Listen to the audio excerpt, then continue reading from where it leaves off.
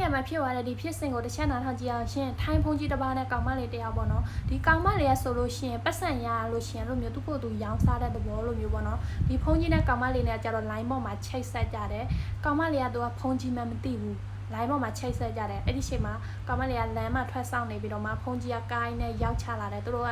ဒီနေရာမှာတွေးဖို့အတွက်ချိန်ထားပြီပေါ့နော်ရောက်ချလာတဲ့အချိန်မှာဖုန်ကြီးကကားပေါ်တက်တို့တွေသွားကြမယ်လို့ပြောတယ်အဲ့ကောင်မလေးကကြောင်သွားတဲ့ဖုန်ကြီးဖြစ်နေတဲ့ခါကြတော့ပေါ့နော်ဘာဖြစ်လို့ဖုန်ကြီးတို့သူ့ကိုစကြရမပြောတာလဲသူပြောတာပေါ့နော်ဖုန်ကြီးကလည်းပြောတယ်နေရလည်းမမေးတဲ့အတွက်ငါမပြောဘူးပေါ့ပြောစကားတွေရှေ့ရွေးပြောမနေနဲ့ပေါ့ငါတို့နေကငါစရန်လဲတဝက်ပေးထားပြီပေါ့ဒီမှာနေကငါကြံတဲ့ပတ်စံကိုခြေပေးဖို့အတွက်လည်းငါမှမဆန့်ပါတယ်ပေါ့ကွယ်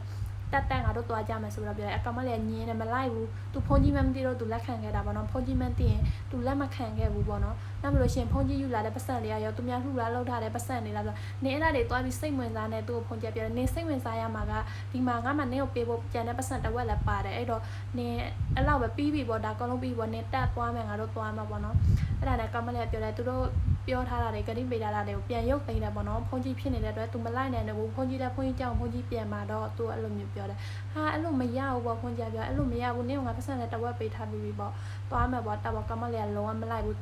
तू တကယ်လို့ तू ဘယ်လိုပြောမလဲ तू အကုတို့မဖြစ်ချင်ဘူးပေါ့ तू ဖုန်ကြီးကိုပြောတယ် तू မရပင်ပါ तू ပြောတယ်ပေါ့နော်ရှမ်းလို့နဲ့ तू အဲ့လိုအကုတို့မဖြစ်ချင်ဘူးပေါ့ကွယ် तू မလိုက်ဘူး तू ပြန်ရုပ်သိမ်းတော့ပေါ့သူတို့ပြောထားတဲ့ဟာတွေဖုန်ကြီးကလုံးဝလက်မခံဘူးရှင်းဇွတ်တင်မဲ့ဒီဗီဒီယိုမှာတော့စဆောင်ကြည့်ပြီးသွားပြီရှင်း